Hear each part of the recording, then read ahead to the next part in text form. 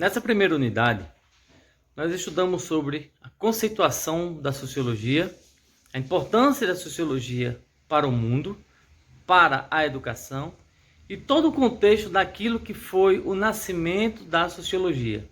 Estudamos também o homem como ser social.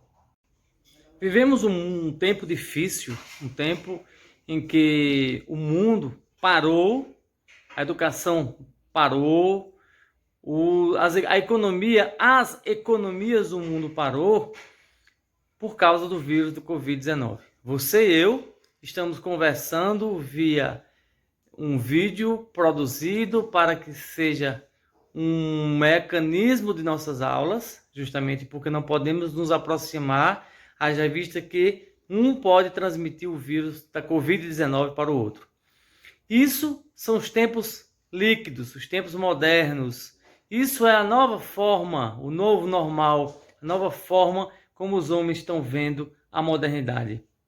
Esse nosso segundo momento agora, nós vamos discutir justamente essas formas de educação, essas formas de sociedade que está sendo construída a partir daquilo que é o novo normal. Nós vamos entrar no embate sobre o que é de fato a sociologia, o que a sociologia traz para nós enquanto seres humanos e como as nossas relações humanas e sociais podem favorecer tanto a nossa construção social quanto a nossa desconstrução social. Mas desconstrução social, sim, o homem ou os homens, eles tanto podem ajudar uns aos outros para o seu avançar, o seu melhorar enquanto seres humanos, como também, a exemplo do que acontece quando você faz uma aglomeração, você pode ajudar na destruição desse homem e desse meio que você convive.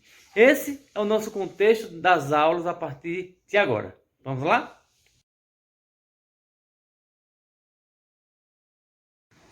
Para que possamos começar a nossa conversa, é preciso entendermos o início da nossa historiografia. Bora lá.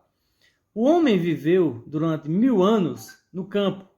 Vamos lembrar do feudalismo, vamos lembrar da Idade Média, em que o homem estava, na sua maioria, no campo, nos feudos. E com o advento do renascimento cultural, o advento dos tempos modernos, das reformas de base que aconteceram naquela época, a exemplo da reforma protestante, começou a migração do campo para a cidade. Essa migração do campo para a cidade, vejam vocês, acaba criando certas modificações nos espaços sociais e culturais das nossas cidades. Vou dar um exemplo prático para vocês. Vamos imaginar que você mora em um sítio e você passa agora a morar na cidade. Lá no sítio você não tem água encanada, mas você sobrevive porque você tem o seu animal, o seu burrinho, a sua carroça e você vai buscar no açude mais próximo. Chegando na cidade, você não encontra um açude próximo. Você não pode criar um burrinho no seu quintal. Você não pode manusear certos elementos agrários dentro da cidade, porque há uma proibição. E como é que essa água vai chegar na sua torneira? Vai chegar na sua torneira a partir do momento em que nós vamos ter água encanada via a empresa que é a concessionária do estado que vai levar água para a sua torneira. E esse fato de nós termos as cidades começando a receber uma multidão de pessoas oriundas do campo, vai acontecer um fato interessante que é o inchaço das cidades. Quando as cidades incham, acontece o fenômeno do nascimento das periferias.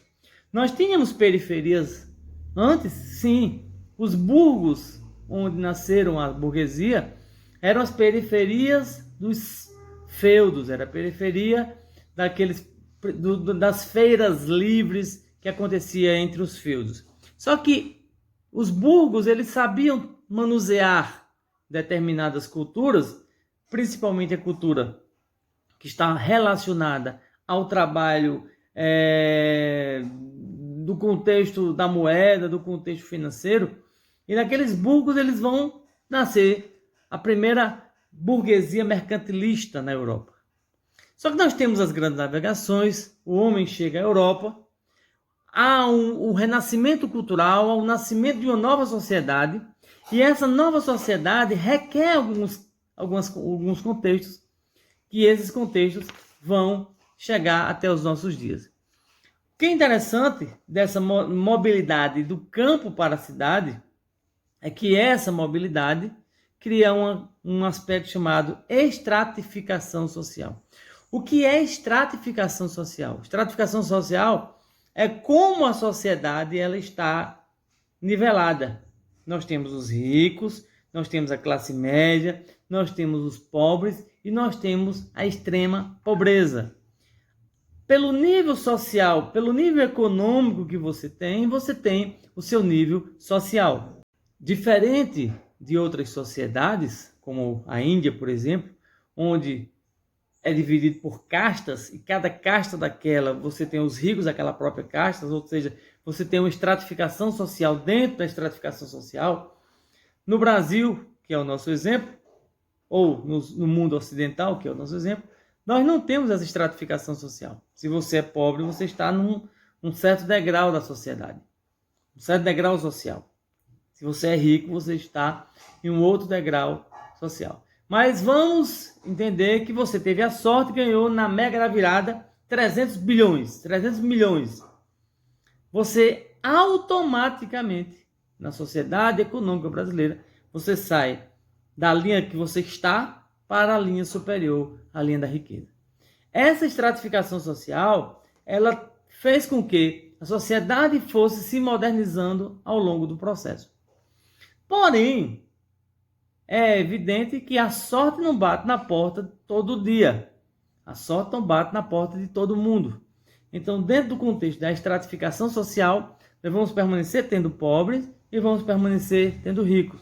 Porque essa é um tipo de sociedade econômica, sociedade consumista, sociedade que tem no livre mercado a forma encontrada para que houvesse ou para que haja essa questão da conotação da compra e da venda. Lá na Idade Moderna, no início da Idade Moderna, nós vamos lembrar de duas questões importantes que aconteceram. A primeira delas é que a Idade Moderna ela traz consigo ideias novas, ideias que nós vamos chamar de ideias iluminadas, que são as ideias trazidas pelos iluministas.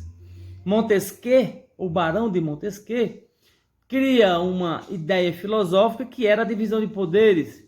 Nós temos três poderes: poder legislativo, poder judiciário e o poder executivo. Um executa, um legisla e o outro fiscaliza a questão de colocação em prática daquilo que é a justiça. Nós temos também a ideia do contrato social de Jean-Jacques Rousseau. Rousseau ele vai dizer que o homem, nesse estado moderno, ele fará determinados contratos com o Estado. O Estado vai lhe dar algo e ele vai dar ao Estado a mão de obra, claro, e vai também dar ao Estado aquilo que ele não pode fazer de errado, ou seja, ele vai cumprir as determinações judiciais, as determinações que estão em leis. Esse Estado moderno, ele nasce com duas revoluções.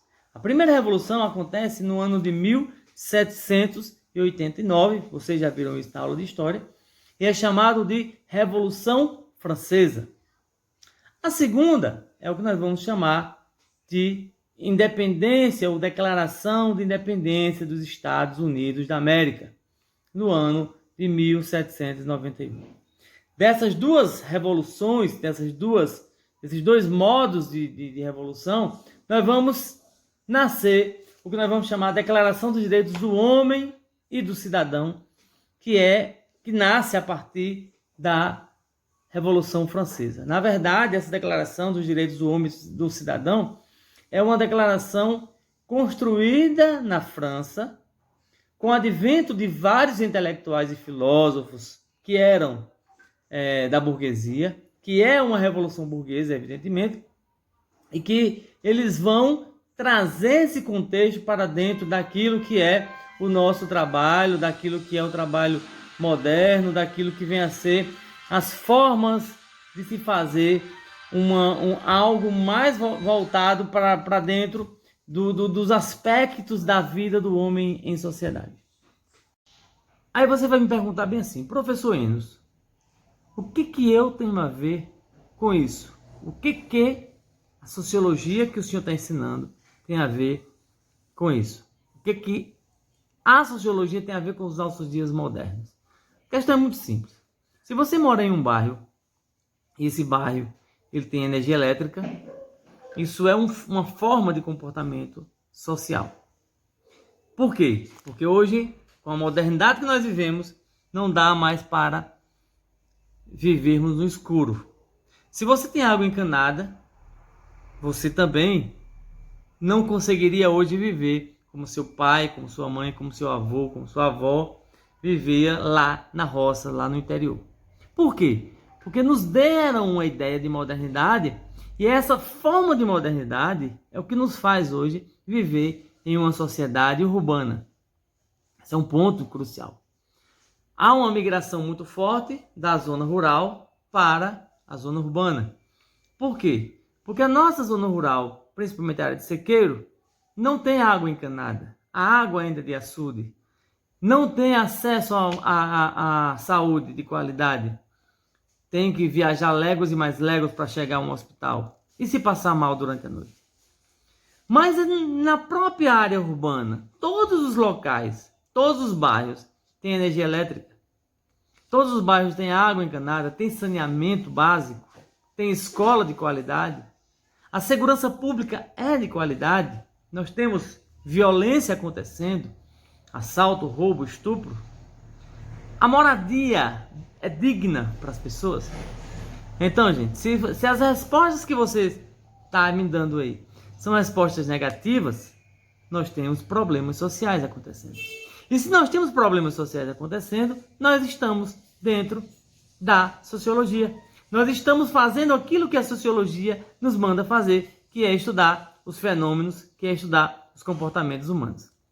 Um outro aspecto que é importante fazermos a observação é o contexto do meio ambiente. O que é o meio ambiente? O meio ambiente é o espaço onde você vive, onde eu vivo, onde nós conseguimos conviver. Meio ambiente, algumas pessoas podem pensar, é o espaço da planta, é o espaço da água. Não. O meio ambiente é o espaço onde você consegue viver com qualidade. Esse é o meio ambiente que você convive. Então o homem ele precisa aprender a conviver com o meio ambiente para que esse meio ambiente seja um meio ambiente agradável para a sua vivência. E aí nós temos problemas que é assoreamento dos rios, nós temos poluição dos rios, é um exemplo prático, Juazeiro e Petrolina.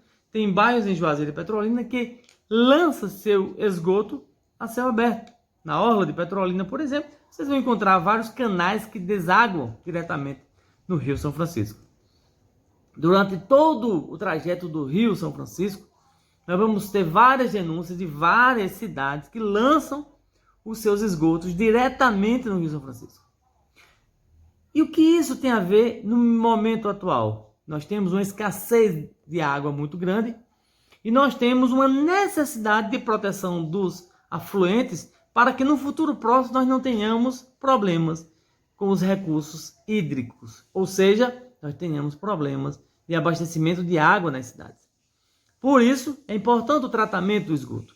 Tratamento do esgoto faz parte daquilo que é o nosso trabalho, daquilo que é o nosso estudo dentro da sociologia. Então, para essa primeira aula nossa, a primeira atividade nossa vai ser justamente falarmos um pouco sobre aquilo que vem a ser o nosso contexto, a forma como nós vamos estar inseridos e inserindo nesse aspecto daquilo que é a nossa vivência em sociedade. Agora que você já entendeu o motivo de estudarmos sociologia e a importância da sociologia para a vida moderna, você vai responder a pesquisa que nós vamos colocar agora no Google Forms. Vocês vão fazer um trabalho simples e prático.